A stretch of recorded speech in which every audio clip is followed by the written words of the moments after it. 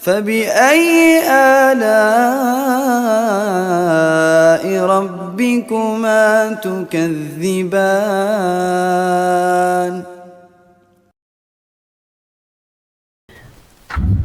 Bismillahirrahmanirrahim. Assalamualaikum warahmatullahi wabarakatuh. Alhamdulillahirabbil alamin. Assalatu wassalamu ala nabiyyina Muhammadin wa ala alihi wa sahbihi ajma'in. Amma ba'du. Ahlan bikum, sahabat teman surga, akang, teteh yang sudah hadir di Masjid Darut Taqwa atau Serba Selamat. Dan alhamdulillah hari ini kita bisa bertemu di hari ke-3 Ramadan ya, atau 4 ya. Hari ini hitungannya 3 Ramadan. Ya.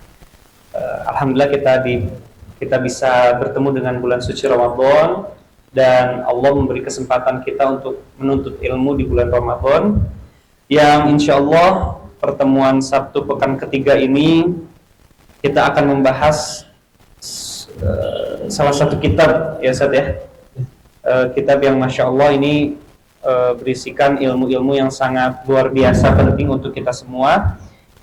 Dan alhamdulillah di tengah-tengah kita sudah hadir Al-Ustaz Didi Gelar Permana BAME Hafizahullah Ta'ala, yang akan memberikan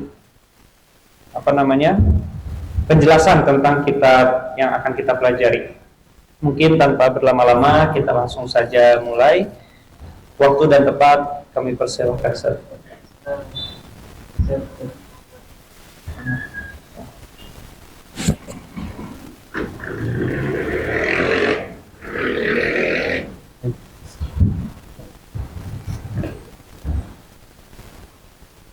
Bismillahirrahmanirrahim. Assalamualaikum warahmatullahi wabarakatuh. Waalaikumsalam.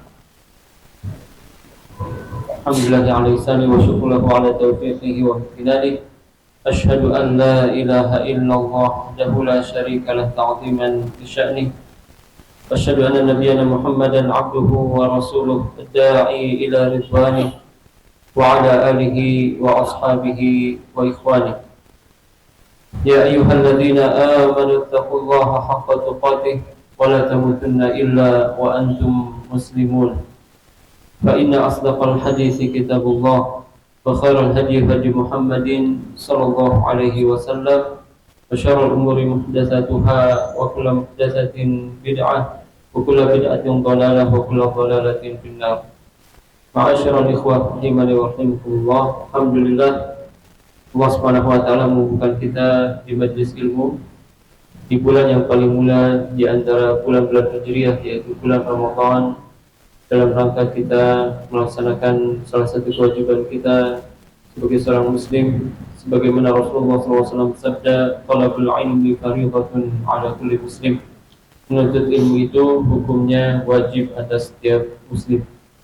Dan di kesempatan kali ini, sebagaimana tadi yang disampaikan oleh panitia, bahwa kita akan mengkaji satu kitab yang dikarang oleh Syekh Imam Al-Qadhi Badruddin Muhammad bin Ibrahim bin Sa'dillah, atau yang dikenal dengan Ibnu Jama'ah Al-Kinani. Beliau adalah seorang ulama dalam mazhab Syafi'i yang memiliki tulisan yang cukup banyak, dan di antara karya beliau yang berharga adalah buku yang akan kita pelajari, yaitu Tazkiratus Sami' wal Mutakallim, yaitu pembahasan mengenai adab-adab kita dalam menuntut ilmu.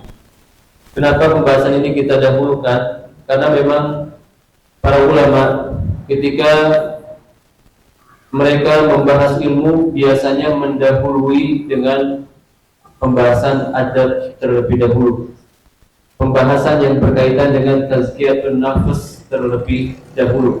Nanti kita akan bacakan di muqaddimah bagaimana ucapan para ulama tentang pentingnya kita mendahulukan adab sebelum ilmu. Di antaranya ucapan Ibnu Sirin rahimahullah ta'ala, kanu yata'allamuna al-hadya kama yata'allamuna al-ilma. Mereka mempelajari petunjuk, yaitu adab, sebagaimana mempelajari ilmu. Ya, demikian juga Al-Hasanul Basri, beliau pernah mengatakan, in kana ar-rajul la yakhruju fi adabi yaqsibuhu sinin thumma sinin. Sungguh seorang itu selayaknya mempelajari adab dulu bertahun-tahun. Ya, ini menunjukkan bahwa adab ini sangat penting kita dahulukan, terutama adab yang berkaitan dengan tazkiyatun nafs. Kenapa? Karena kalau orang berilmu tapi tidak beradab, nanti yang ada adalah kesombongan, yang ada adalah penyakit hati, yang ada adalah pintar keblinger. Oleh karenanya para ulama senantiasa mewasiatkan tentang wasiat ini. Ya, seperti Imam Ibnu Mubarak, beliau mempelajari adab 20 tahun baru ilmu. Ya, maka hal-hal seperti ini sudah menjadi kebiasaan para ulama. Mereka mendahulukan kita mempelajari adab, kemudian nanti baru inti daripada ilmu itu sendiri. Dan di kesempatan kali ini, insyaallah kita akan membahas tentang siapa pengarang kitab ini, yaitu Badruddin Ibnu Jama'ah Al-Kinani Asy-Syafi'i rahimahullahu ta'ala. Beliau bernama Muhammad bin Ibrahim.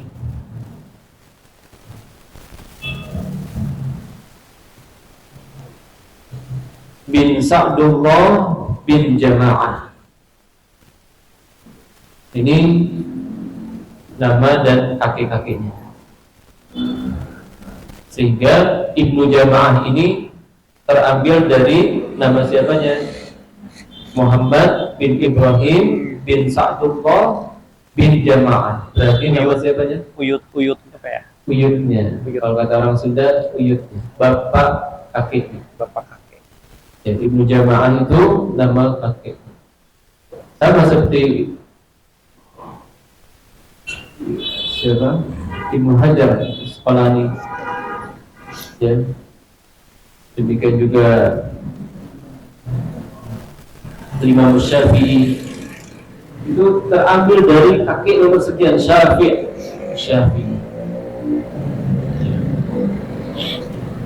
Demikian juga ada sebagian ulama yang kunyahnya terambil dari salah satu kakeknya, di antaranya adalah Ibnu Jama'ah Al-Kinani Asy-Syafi'i. Beliau lahir di Hama. Ya, Hama. Tempatnya Hama. Tapi haknya hak kecil, bukan hak besar.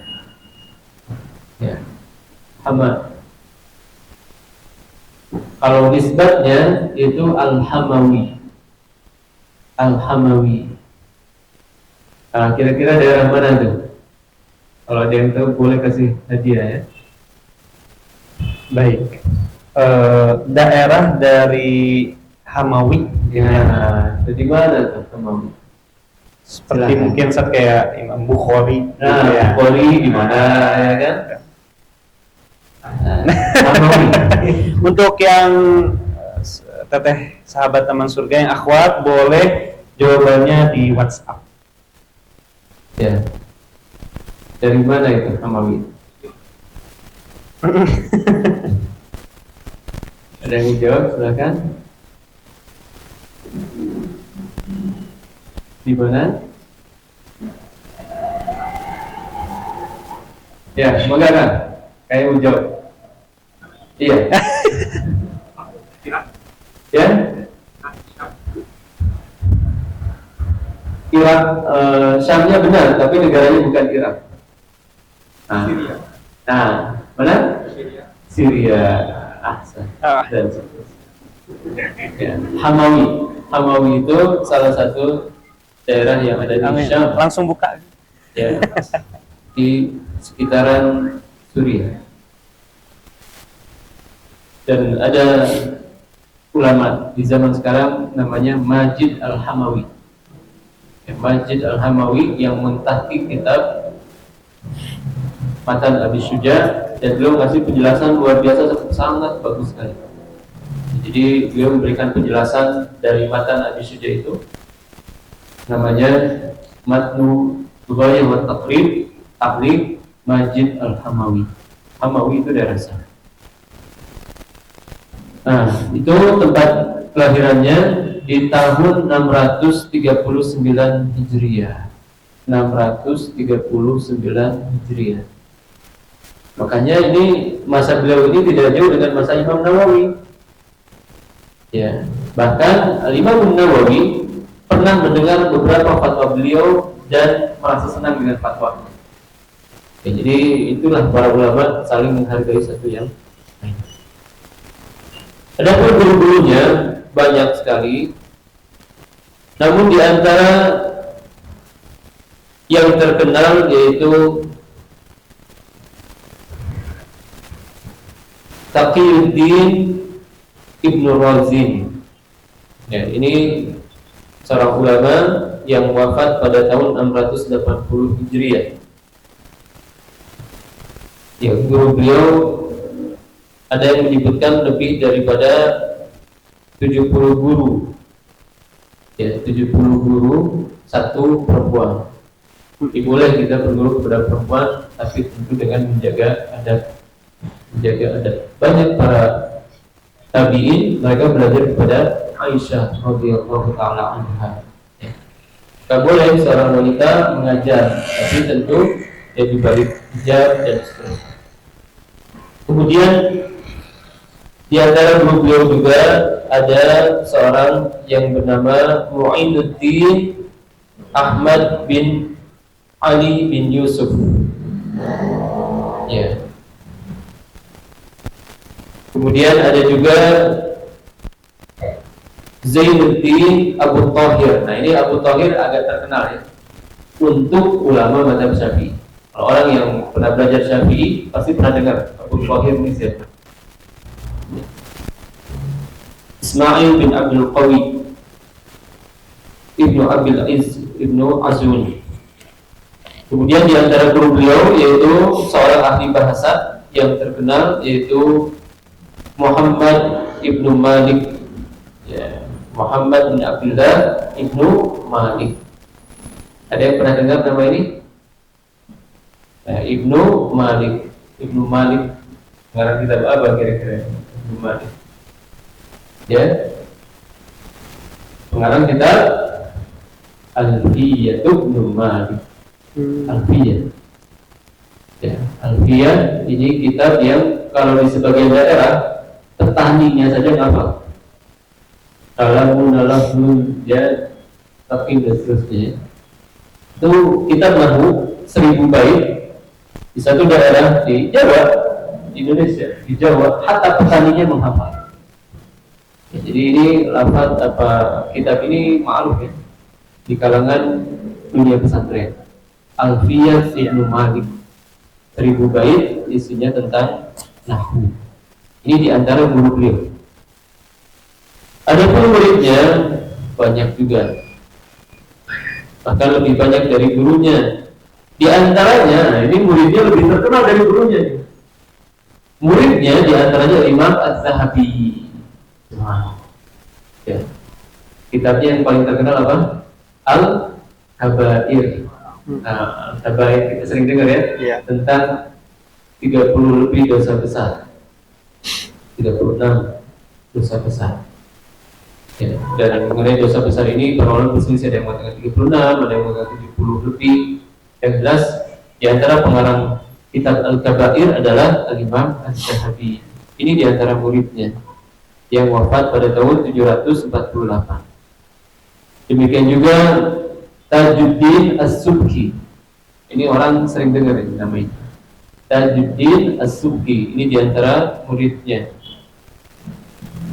Ya, wafat pada tahun 771 Hijriah. Nah, di antara tugas beliau yang beliau lama tekuni adalah sebagai qadhi, sebagai hakim di zaman sekarang. Ya, berkali-kali ya, dari mulai 687 Hijriah beliau menjadi qadhi di Palestina, di Kudus. Quds. Kemudian menjadi qadhi di Mesir 690. Ya. Kemudian setelah wafat Ibnu Daqiq al-Id, ini juga ulama terkenal, pengarang kitab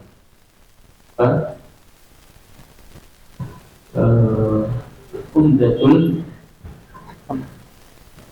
Hakam, ya, kalau tidak salah, itu ketika beliau wafat di tahun 727 Hijriah, beliau menggantikan posisinya menjadi qadhi di sana. Dan ini berulang-ulang, dicopot, pasang lagi, copot, pasang lagi, copot, pasang lagi. Ya. Ini diantara kondisi tugas beliau ketika itu.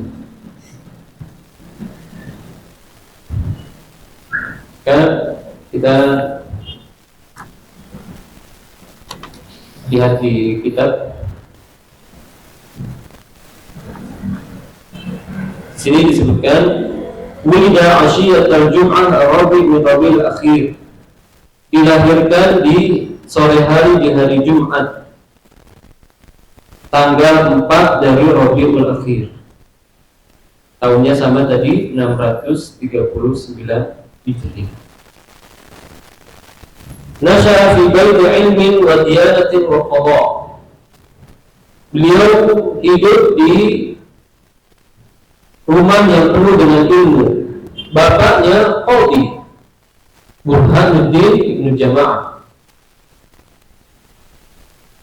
Qara al-Qur'an ala walidihi wa atqana katsiran minal mutur.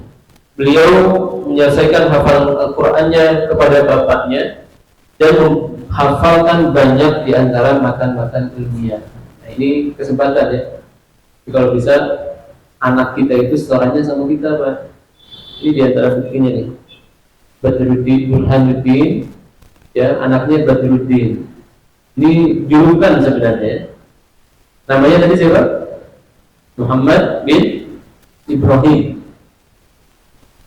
Ya, bapaknya dikenal dengan Burhanuddin. Nah, selesai hafalannya distorkan ke bapaknya. Ya, jadi usahakan kita seperti itu. Anak kita kalau mau menyelesaikan hafalan, ke bapaknya dulu, baru ke yang lain. Ya, usahakan bapaknya dulu menerima setoran, baru ke yang lain. Siap bapak-bapak? Terima setoran? Siap, insyaallah. 30 juz ya. Siap. Ya, ini supaya karena bapak itu punya kekuatan yang lebih di antara yang lain. Misalkan dia sampaikan kepada anak kamu, kalau udah nyetor, nggak bapak kasih jajan. Itu bisa tuh bapak. Guru ngaji nggak bisa kayak gitu. Ya, maka sebenarnya setoran terbaik itu kepada orang tua seperti ya Ibnu Jama'ah ini. Ya, dan kakeknya juga ini sebagai ulama. Kakeknya itu seorang ulama, seorang qadhi. Ya.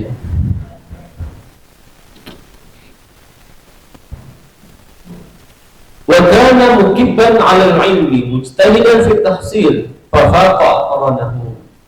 Beliau itu sangat semangat menuntut ilmu dan benar-benar mengerahkan seluruh kekuatannya untuk ilmu, sehingga dia bisa menyelisihi atau dia bisa menyaingi teman-temannya. Bahkan di sini disebutkan wa uridat fatwahu qadiman 'ala an-Nawawi fastahsana jawabah. Ya, beliau pernah berfatwa, kemudian fatwanya sampai kepada Imam Nawawi dan Imam Nawawi menyenangi fatwanya. Ya, kemudian di sini juga dijelaskan bahwasanya beliau senantiasa diminta menjadi qadhi, dicopot, minta lagi, dicopot lagi sampai ya beliau wafat ya di tahun berapa wafatnya? Ya.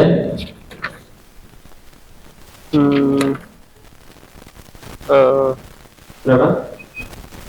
Ada? Fa sanatu salasah wa salasin wasab ami'ah. Berapa berarti? 733 733 ya Ustaz. 733. Ya, ada juga yang mengatakan 744. Ya, 744. Ya, jadi usianya cukup panjang, 90 tahun lebih. Ya, usianya 90 tahun lebih. Ya, kalau hitungnya 744, maka usianya 90 tahun lebih. Nah, dan beliau ini memiliki kelebihan mengajar di banyak sekolah. Sekolah zaman dulu itu tidak seperti sekarang. Sekarang kan setiap RT ada sekolah ya. Setiap RW ada sekolah. Zaman dulu sekolah itu terhitung jari ya. Ya misalkan di Sukabumi sekolahnya satu, gitu. Di mana sekolahnya satu. Nah beliau ini mengajar di banyak sekolah. Di antaranya Al-Qayyumadiyah, Al-Adiliyatul Kubra, Asy-Syamiyatul Al-Bazaniyah. Kemudian di Mesir beliau mengajar di As-Salihiyah. Ini tempat yang agak ma'ruf ya, bahkan ya siapa Syekhul Islam Ibnu Taimiyah pernah juga ke situ, Salihiyah, An-Nasiriyah, Al-Kamiliyah dan makanya beliau bisa menuliskan ini kitab ini. Kenapa Anda ceritakan beliau mengajar di banyak sekolah? Kita akan mempelajari tentang apa? Adab menuntut ilmu. Ya, misalkan bagaimana cara menghafal, bagaimana cara belajar, bla bla bla. Kenapa? Karena beliau pengalaman mengajar di banyak sekolah. Sehingga pengalaman-pengalaman itu berpengaruh kepada tulisannya. Ya, pengaruh kepada tulisannya. Nah, ini kurang lebih ya secara globalnya daripada biografi Al-Imam Ibnu Jama'ah Syafi'i rahimahullah ta'ala. Mau dibaca mukadimahnya, silakan. Yang mana Ustaz? Ya, ya.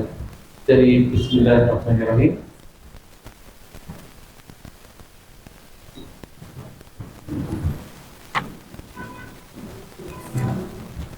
Yang ini Ustaz? Iya. Afwan kalau ada salah. Bismillahirrahmanirrahim. Alhamdulillah al-barrir rahim al-wasi'il alim zil fadlil azim wa afdalus salati wa atammut taslim ala sayyidina Muhammadin nabi sayyidina Muhammad an-nabiyil karim al-munazzal alayhi fi dzikril hakim wa innaka la'ala khuluqin azim wa ala alihi wa ashabihi kiram jiwarihi fi darin na'im. Nah ini ya, tidak dalam bahasa Arab tidak ya, kedengarannya ini di bahasa Indonesia ini susah Mbak. Coba Anda terjemahkan ya, gak bisa kayak gitu. Ini bedanya kita belajar langsung dari kitab dengan baca terjemah, beda. Nafasnya beda.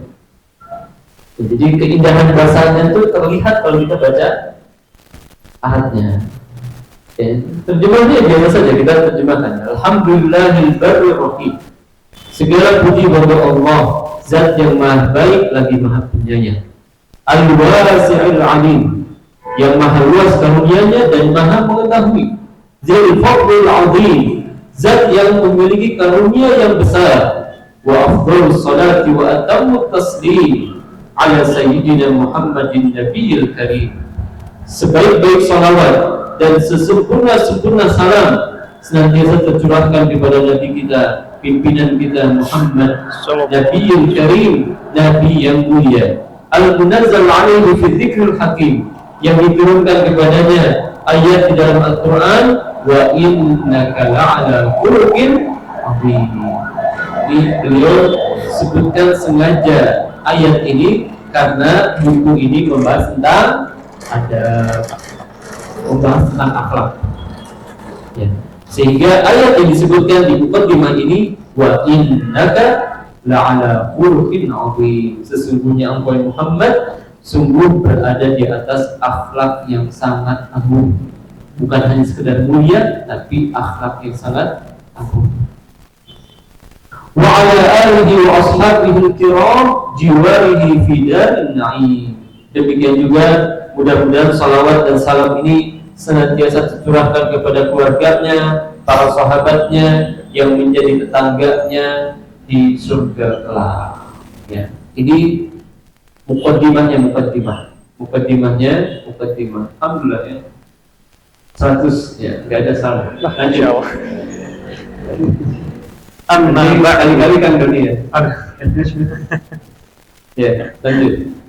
Amma ba'du fa inna min ahammi ma yubadiru bihi al-labib sharkha shababihi wa yud'ibu nafsahu fi tahsilihi wa iktisabihi husnal adab alladhi shahida asy-syar'u wal 'aqlu bi fadlihi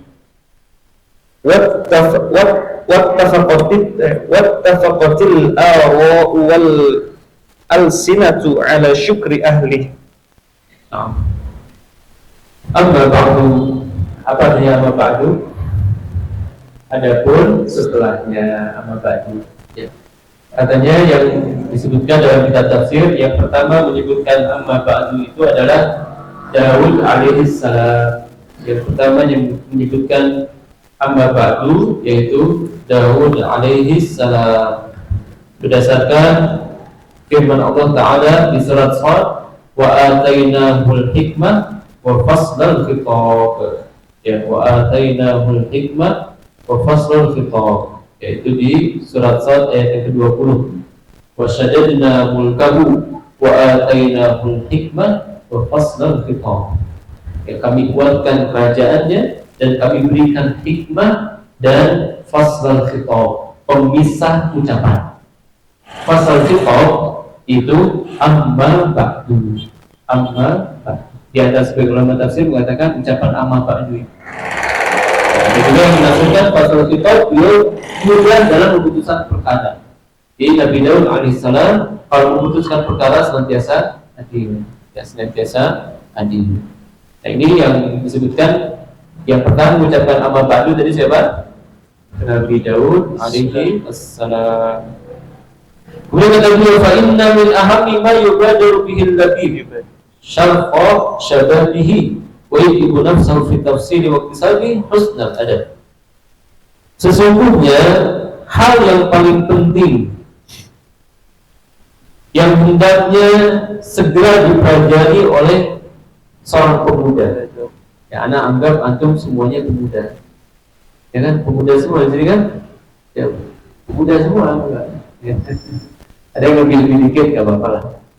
Ya, karena kan pemuda itu 40 ya, sampai 40 itu pemuda. Ya, lebih dikit gak apa-apa. Ya. Wa yujibu nafsahu fi tafsilihi wa iktisabi husnal adab. Yang paling harus segera dipelajari oleh seorang pemuda adalah mempelajari adab. Ya, kalau adab kita baik, ilmu terwakili. Tapi kalau adab kita buruk, ilmu tidak terwakili. Jelas ini? Ada orang adabnya buruk, ilmunya jadi hilang tuh. Oh ini katanya penuntut ilmu, tapi seperti itu. Ya. Tapi kalau adabnya baik, ilmu terwakili. Itu luar biasa tuh adabnya baik. Walaupun adab baik itu tidak mesti menjadi patokan kebaikan seorang. Ya. Karena ada orang yang adabnya baik tapi akidahnya rusak. Dia masih meyakini Tuhan ini lebih dari satu. Apa fungsi adabnya kalau seperti itu? Alladzi syahida syar'u wal aqlu bi fadlihi wa tafaqatil ara wal alsinatu ala syukri ahlihi. Yang mana syariat kita demikian juga akal ini sangat memperhatikan adab. Dan sepakat orang-orang ya untuk memuji orang yang beradab. Jadi sepakat orang yang beradab, sepakat para ulama untuk memuji orang yang beradab. Jadi Masih kita dalam muqaddimah. Selanjutnya, wa inna ahaqqan nas bihadhihi al-khaslatil jamilah wa awlahum bihiyazati hadhihi al-martabah al-jalilah ahlul ilmi allazina hallu bihi zurwatal majdi was-sana'i wa ahrazu bihi qasabatis sabq ila warasatil anbiya'i li'ilmihim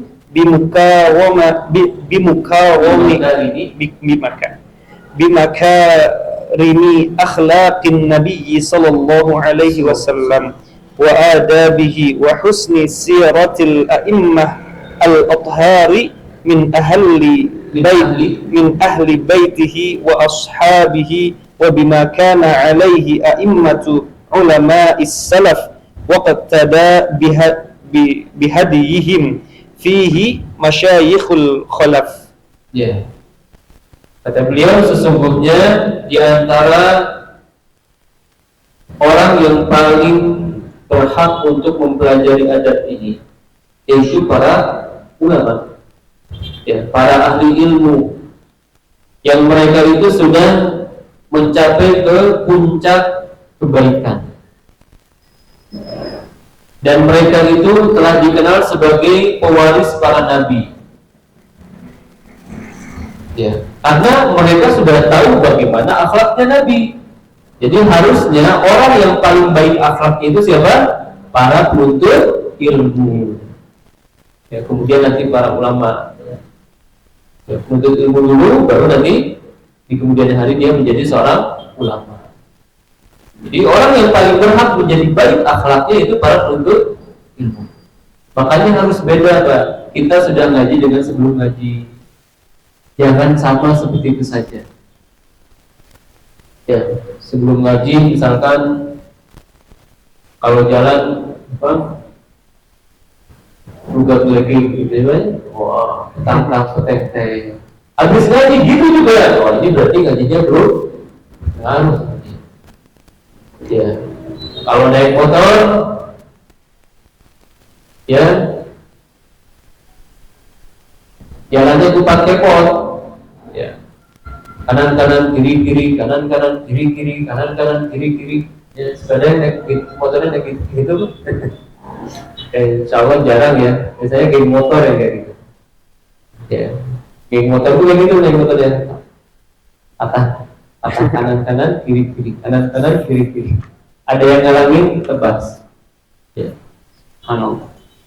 Nah, maka orang yang ngaji harus beda cara duduk, cara bicara dan seterusnya. Tapi bukan berarti jadi kaku, ya. Tidak. Bukan berarti jadi kaku seperti kanebo garing. Tidak. Ya. Dapat asyik masih boleh selama itu halal. Ya. Kan? Harus beda kondisi kita ketika sebelum belajar dengan setelah belajar. Silahkan dilanjutkan bacaannya. Qala Ibnu Sirin kanu yata'allamuna al-hadya kama yata'allamuna al-ilm. Ya. Lanjut saja. Lanjut. Wa qala al-Hasan in kana ar-rajulu la yakhruju fi adabi nafsihi as-sanatain thumma as-sanatain. Wa qala Sufyan bin Uyainah Yaitu sanatain atau sini. qala Ibnu Sirin. Ya, tadi sanatain berarti beda ini. Sanatain. Oh iya, baik. Berarti beda redaksi. Terus Wa qala Sufyan bin Uyainah inna Rasulullah sallallahu alaihi wasallam huwal mizanul akbar wa alaihi tu'radul asya' ala khuluqihi wa siratihi wa hadiyihi fama wafaqaha fahuwa al-haqq wa ma khalafaha fahuwa al-batil. Ini kita akan sebutkan beberapa ucapan para ulama tentang bagaimana perhatian mereka kepada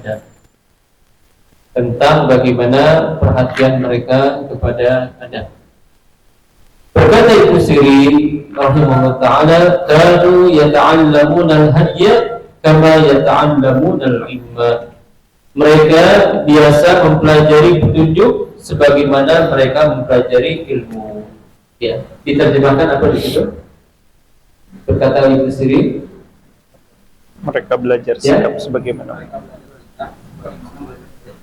mereka belajar sikap sebagaimana mereka belajar ilmu.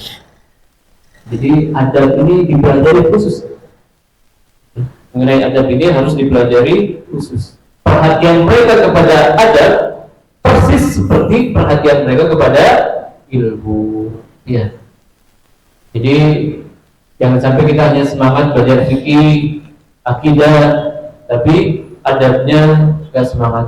Adab mah itu mah terlalu baik belajar adab mah. Wah, ini berarti dia belum paham tentang ucapan atau konsep para ulama salaf dahulu. Di antaranya Ibnu Sirin, kata beliau, mereka, yaitu para salaf, mereka memiliki perhatian pada adab sebagaimana mereka perhatian terhadap ilmu itu sendiri.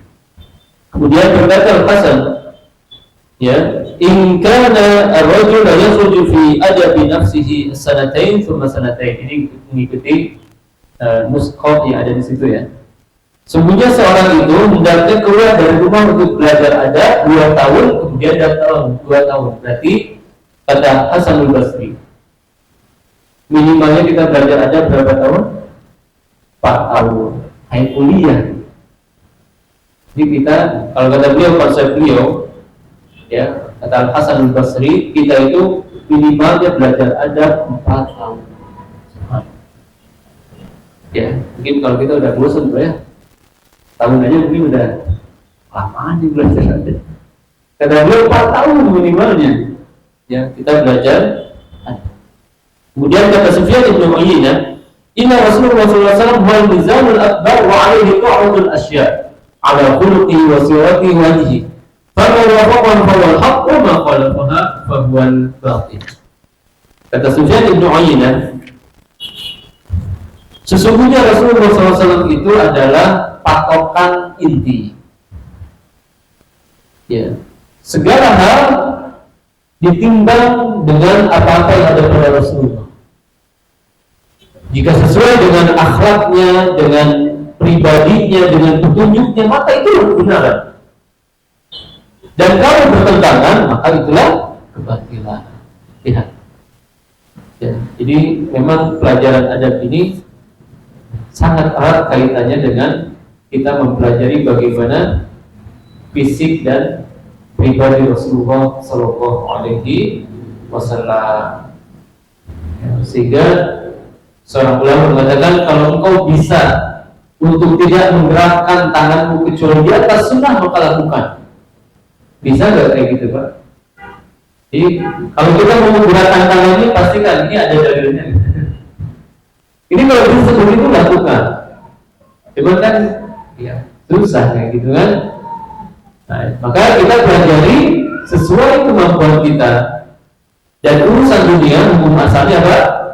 Boleh sampai ada dalil yang melarang. Ya, jadi ini anjuran ya. Jadi kalau bisa segala diri kita itu sesuai dengan petunjuk Rasulullah. Ya, misalkan keluar masjid apa dulu, kan itu ada petunjuknya. Kalau ada yang putih, kalau tidak ya hukum asalnya boleh. Sampai ada dalil yang melarang. Misalkan orang duduk tangannya ke belakang kiri satu, boleh tidak juga? Tidak boleh. Ya, dan banyak orang nggak paham.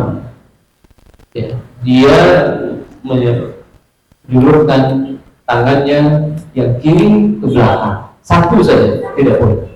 2 boleh? Boleh. Kanan saja boleh?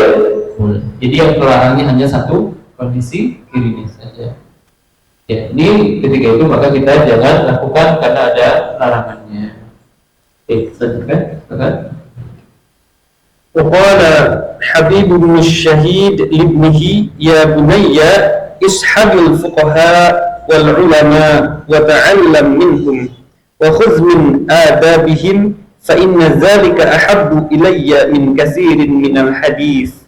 Ya. Berkata Habib Ibnu Syahid, namanya Abu Muhammad atau kunyahnya Abu Muhammad, ya, namanya Habib bin Syahid Al-Basri, itu dari Kufah. Kata beliau, ya bunayya, wahai anakku, ishabil fuqaha, bertemanlah dengan para ahli fikih, wal ulama, dan para ahli ilmu. Ta'ala minhum, belajar dari mereka, ambil adab mereka. Sesungguhnya hal itu lebih saya senangi dari mempelajari banyak hadis. Ya, jadi beliau memberikan nasihat kepada anaknya, bertemanlah engkau, bergaulah engkau, bersamalah engkau bersama para ahli fikih dan ulama. Ambil adabnya, karena hal itu lebih saya cintai daripada engkau belajar banyak hadis. Ya. Kenapa? Karena dengan seperti itu dia langsung belajar secara langsung, secara praktek, bukan teori. Ya, kita ini lebih mudah dinasihati orang kalau diberikan contoh. Ya, kalau kita susah mendidik anak, kasih contoh saja. Insya Allah mereka ikut. Ya. Bagaimana kisah Rasulullah SAW ketika para sahabat tidak mau mengikuti ucapan beliau, sempat ya. Apa itu? Ketika peristiwa Hudaybiyah. Ya. Jadi para sahabat tidak mau bertahalul. Akhirnya Rasulullah SAW masuk ke tenda, di sana ada salah seorang istrinya. Ya. Kemudian menyampaikan kepada istrinya, itulah tugas istri ya. Jadi kadang seorang suami, sekuat-kuatnya suami, ke rumah itu ada saatnya dia ingin cerita. Dan suami biasanya jarang cerita tuh, ya kan? Bapak suka cerita kan ke istrinya? Suka ceritain semua kan enggak ya? Paling ya dikit-dikit aja. Beda kalau istri itu memang sifatnya suka cerita. Ya, maka tugas suami menjadi pendengar yang tapi disebutkan dalam kisah itu Rasulullah ada saatnya dia bercerita kepada istrinya, menceritakan permasalahan. Para sahabat tidak mau tahalul. Maka kata istrinya itu, Anda saja cukup sendiri, kemudian lepaskan pakaian sendiri, nanti mereka akan ikut. Ternyata benar.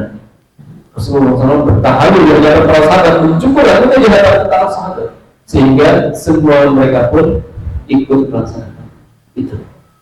Maka cara paling mudah dalam mendidik anak, mendidik siswa yaitu berikan contoh. Ya. Oleh karenanya di sini anak ini dianjurkan untuk bergaul dengan para ulama karena mereka akan langsung melihat bagaimana praktik mereka mengamalkan adab. Ya, sebagaimana kita ketahui yang hadir di majelisnya Imam Ahmad itu berapa, yang mencatat berapa, yang tahu mungkin bisa dikasih saja. Nah. Yang hadir di majelis Imam Ahmad berapa, yang mencatatnya berapa? Silakan. Ada yang tahu?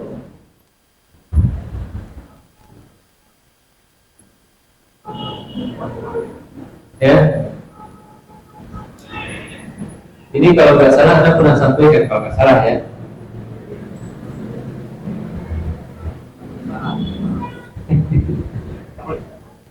Berapa yang hadir atau mungkin Ahmad kalau mau jawab di WhatsApp boleh ya. Sambil menunggu jawaban kita lanjut dulu saja. Ada yang mau jawab? Habis ingat anak. Ya.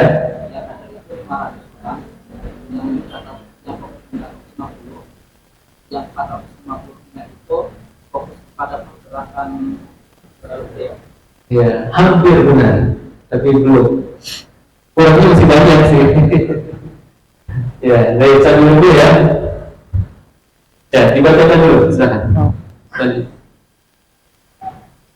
وقال بعضهم لابنه يا بني لأن تعلم بابا من الآداب أحب إلي من أن تتعلم 70 بابا من أبواب العلم. Ya, jadi ini diucapkan oleh sebagian ulama kepada anaknya, kata Ibnu Jamaah, ya bunayya li'an tata'allama badan. Ya, tapi di sini taknya hilang satu, boleh. Li'an ta'allama badan. Aslinya li'an tata'allama badan. Ini mengikuti kaidah Quran. Di dalam Al-Quran terkadang ada satu huruf yang dihilang-hilangkan seperti itu. Ya, ada satu huruf yang dihilang-hilangkan. Ya, misalkan ingat nggak ayatnya? Ya, wa ma khalaqtul jinna wal insa illa liya'budun. Kemudian nanti harokatnya kasrah. Itu aslinya apa? Liya'buduni, ya hilang. Ya. Walaqad yassarna al-Qur'ana lidzikri fahal min mudzakir. Jadi kan? Kemudian ya adalah beberapa itu dalam Al-Quran berubah. Nah ini beliau mengikuti itu. Li'an ta'allama, aslinya li'an ta'allama badan. Ya. Wahai anakku, sungguh engkau belajar satu bab saja dalam urusan adab lebih saya cintai daripada engkau mempelajari 70 bab masalah ilmu. Subhanallah. Ya, lihat bagaimana perhatian ulama terhadap adab. Engkau belajar satu adab saja itu lebih saya cintai daripada 70 bab ilmu. Kenapa? Karena adab itu berkaitan dengan tazkiyatun nafs, kesucian jiwa. Orang kalau suci jiwanya sudah disuruh apa saja bro. Tinggal dibacakan satu ayat, dibacakan satu hadis, jalan dia. Kenapa? Jiwanya sudah terbentuk. Dan ini yang menjadi keluhan sebagian guru. Kenapa ya anak-anak ini seperti ini? Di antara sebab kesalahannya mereka tidak mendidik adab dan akidahnya terlebih dahulu. Makanya utang-utang itu biasanya lebih bagus adabnya. Kenapa? Karena pembangunan iman dan adab dahulu. Jadi itu benar, harusnya seperti itu pendidikan itu. Baru dulu imannya, baru dulu adabnya, baru kasih ilmu. Niscaya dia akan mudah mengikuti. Ya. Dan memang metode pintar itu ya bagus untuk membentuk kepribadian anak. Tapi kita ini macam-macam ya, maka kita pilih-pilih. Baik, selanjutnya. Wa qala Makhlad ibn al-Husayn li ibn al-Mubarak, nahnu ila katsirin min al-adab ahwaju minna ila katsirin min al-hadith. Ya, berkata Makhlad ibn Husayn kepada anaknya, kepada Ibnu Mubarak. Berkata Makhlad ibn Husayn kepada Abdullah ibn Mubarak. Kata beliau, nahnu ila katsirin min al-adab ahwaju minna ila katsirin min al-hadith. Di antum adab ya, berarti beda redaksi lah. Adab. Tapi Ya. itu bagaimana sama atau? Boleh, yaitu jamaknya, ini mufradnya. Oh. Ada itu jamaknya, ini mufradnya. Boleh. Ini memang kadang kita harus baca dengan dua buku seperti ini, beda, supaya tahu mana perbedaannya. Ya. Terkadang ada yang bisa digabungkan, terkadang yang salah satunya keliru. Ya, berkata Makhlad bin Husayn kepada Ibnu Mubarak, sungguh kita itu lebih butuh kepada adab melebihi kebutuhan kita kepada hadis. Ya, lagi-lagi beliau mengeluhkan kondisi sebagian orang yang terlalu semangat menuntut ilmu tapi tidak memperhatikan adab. Selanjutnya, Wa qila lisy-Syafi'i, di sini radhiyallahu anhu. radhiyallahu anhu. Ya, Wa qila lisy-Syafi'i radhiyallahu anhu, kaifa syahwatuk li adab? Faqala asma'u bil harfi minhu mimma lam asma'hu fatawaddu a'dha'i anna laha asma'an fatan'imu bihi. Qila wa kaifa talabuka lah? Qala talabul mar'ati al-mudillati waladaha wa laysa laha ghairu. Masya Allah. Ya, ini ajib nih ucapan Imam Syafi'i. Beliau pernah ditanya, kaifa syahwatuka lil adab? Bagaimana sih ambisimu kepada adab? Bagaimana semangatmu kepada adab? Apa kata beliau? Asma'u bil harfi minhu. Saya mendengar satu huruf tentang adab, maka semua anggota tubuhku ingin menikmati sebagaimana nikmatnya pendengaran. Ya. Jadi kan yang mendengar huruf itu siapa? Telinga. Yang lain kan enggak. Maka kata beliau, saya ingin semua anggota tubuhku merasakan nikmat seperti nikmatnya telingaku ini. Kemudian ditanya lagi, wa kaifa bukalah, bagaimana usahamu mencari adab? Kata beliau, perhatikan. Kalau beliau akan mati waladaha wa laysa laha ghairu. Seperti seorang ibu yang mencari anaknya yang sedang hilang.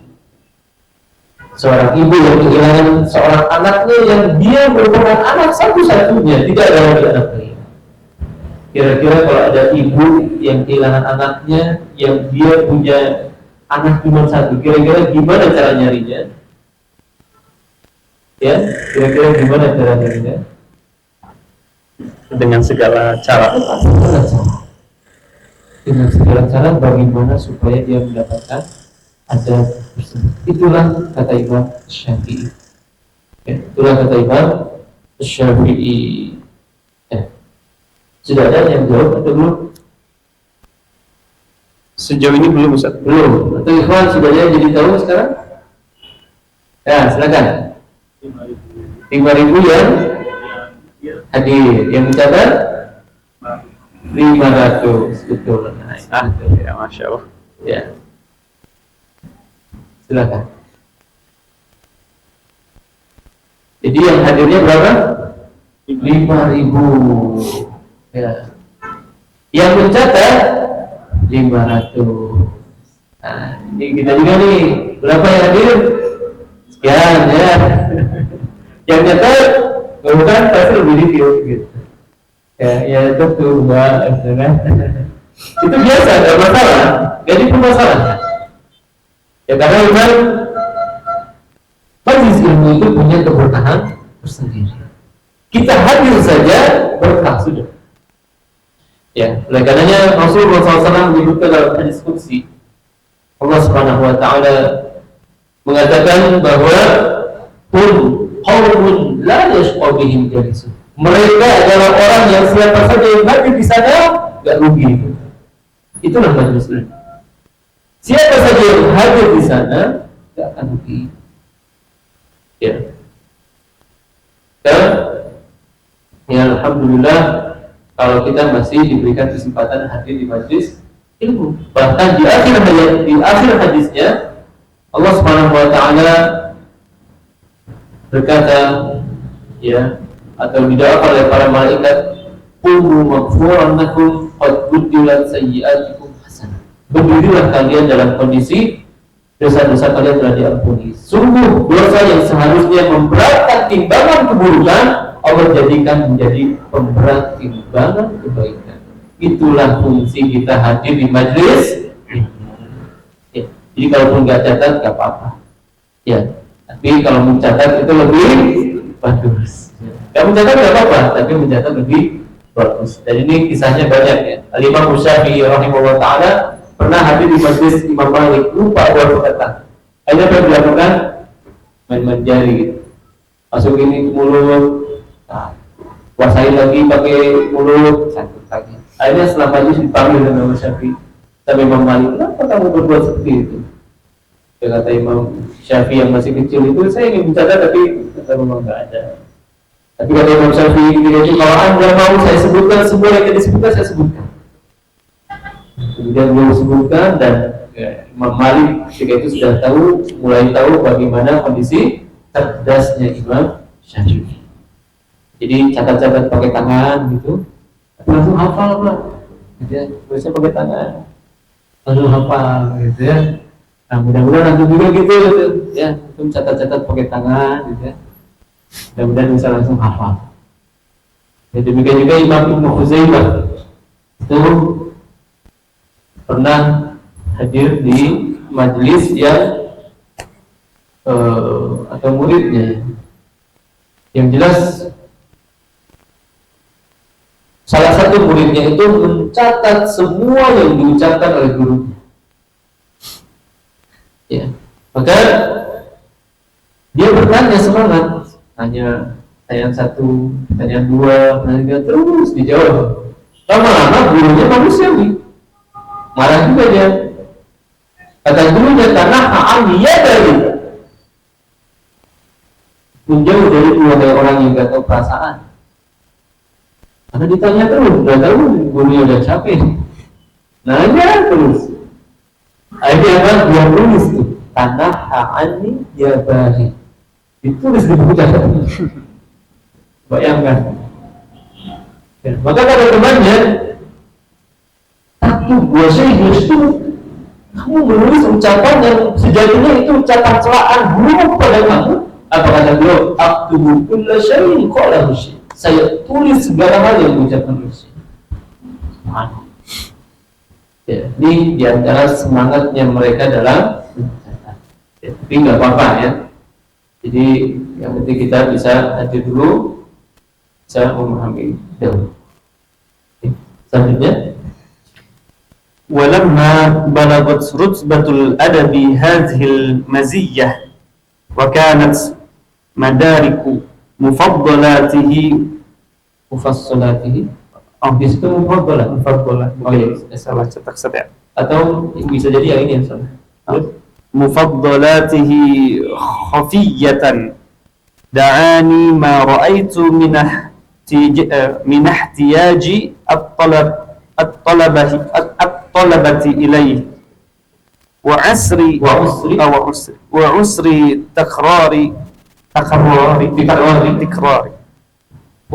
تكرار توقفهم عليه إما لحياء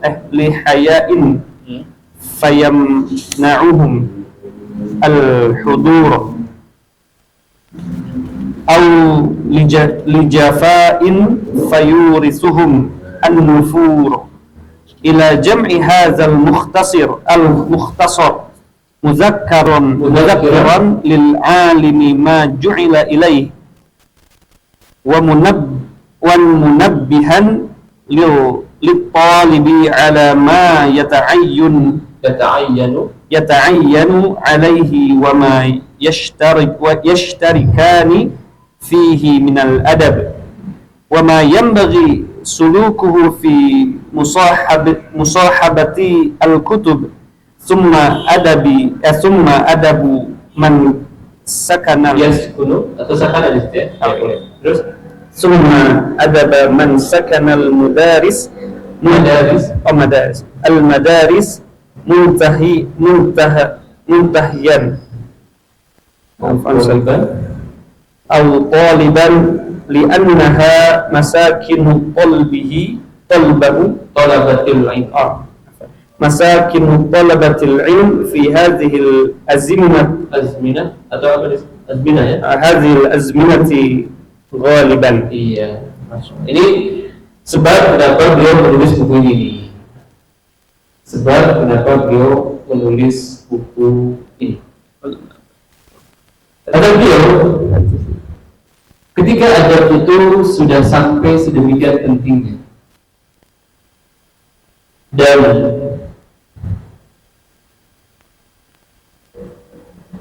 hal ini terkadang tersembunyi dari sebagian orang. Jadi orang itu tidak terlalu peduli dengan adab.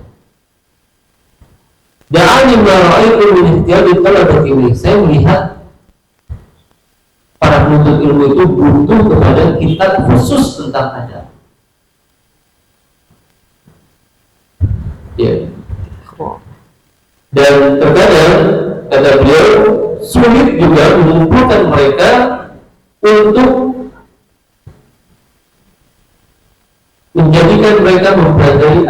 ini secara khusus. Bukan sebabnya, imbang karena mereka malu. Ini para pemuda biasanya malu-malu hadir gitu. Atau dijazain, atau karena kamu cuek. Jadi sebab orang gak hadir di majelis ilmu itu dua, iman dia malu atau iman cuek. Ya. Tidak ada ilham yang mukhtasar, sehingga saya bertekad untuk mengumpulkan ringkasan ini. Ini disebutnya ringkasan, Pak. Jadi buku segini itu jangan dulu namanya apa? Ringkasan. Ya. Jadi buku segini berapa halaman coba Pak? Di videonya berapa halaman? Berapa? 195 halaman. 195 halaman. Di zaman ulama ini namanya apa? Ringkasan. Ya, kalau zaman sekarang apa namanya? Buku aja. Ringkasan itu kayak gini bukan ringkasan gitu kan?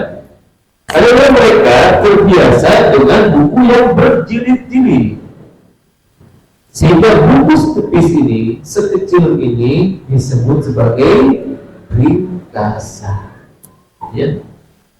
Nah, jadi mudah-mudahan ini menjadi pemandu semangat kita untuk senang baca. Jadi kalau pegang buku sekecil ini tuh, oh saya baca ringkasan dulu. Ya. Bentar ayah, saya nggak ikut nongkrong dulu, mau baca ringkasan. Jadi segini tuh ringkasan. Ya, segini tuh ringkasan, gitu ya. Jadi beda zaman, beda istilah. Sekarang disebut ringkasan kalau sekecil buku saku, baru dikatakan ringkasan. Ya, karena memang semangat sudah mulai menurun. Jangankan di zaman kita ya, di zaman Ibnu Jarir At-Tabari saja, bayangkan Ibnu Jarir At-Tabari, beliau pernah mendengar gurunya berkata, siapa di antara kalian yang mau mencatat tafsir ini? 30 jilid. Dia semua. Kata dia, maka himmatul ilmi. Sudah mati semangat ilmu ini. Bayangkan, itu di masa beliau. Ya, maka itu dari zaman ke zaman beda. Ya. 30 jilid, kalau ada yang nggak ada yang mau, kan wajar di zaman kita. Siapa di antara antum yang mau nyatat 30 jilid? Gak ada yang mau, mungkin kita wajar aja 30 jilid, siapa sih yang mau? Di masa itu dikatakan semangat menuntut ilmu sudah mati. Jadi memang dari zaman ke zaman itu berbeda. Ya, jadi kata beliau, buku ini disebut sebagai mukhtasar. Mudzakiran bil 'alimi ma ju'ila bihi wa mudzakiran bil talib 'ala ma yata'ayyanu 'alaihi wa ma yashtarikani fihi min al-adab. Beliau menulis buku ini untuk dua orang, untuk guru plus muridnya. Untuk guru plus murid. Ya, untuk guru sebagai pengingat dan untuk murid agar mereka melakukan apa yang menjadi kewajiban mereka. Ya. Wa ma yaqbalu sulukum fi musahadatil kutub. Ya, mungkin bisa dilihat babnya ada berapa Pak? Yang bawa buku ada berapa bab? Bab tentang adab seorang guru, ya kan, yang pertama. Kemudian yang kedua, adab seorang penuntut ilmu. Kemudian yang ketiga, ya, 5 bab, ya, ada 5 bab. Ya, jadi yang pertama adab seorang alim. Kemudian yang kedua adab, ya, ada seorang penuntut ilmu ya. Oh ya, pertama ada keutamaan ilmu kalau di situ. Oh ya, betul. Ya, yang pertama ada keutamaan ilmu dan ulama. Kemudian yang kedua ada alim, ada ulama. Yang ketiga ada penuntut ilmu. Yang keempat, adab kepada buku. Kemudian yang kelima, adab seorang tinggal di asrama. Ya, jadi omset abwab 5 bab. Ya, tapi mungkin kita nanti tidak mesti dibaca semua. Ya, karena yang lebih kita pentingkan yaitu yang berkaitan dengan adab kepada diri sendiri. Ya, adab kepada diri sendiri. Ya, dan mungkin nanti kita akan dikasihkan dari pembahasan ini. Karena ya beliau meringkas pembahasan 5 bab ini. Selanjutnya silakan. Wa jama'tu Ustaz. Ya. وجمعت ذلك مما اتفق في المسموعات أو سمعته من المشايخ السادات أو مررت به في المطالعات أو استفدته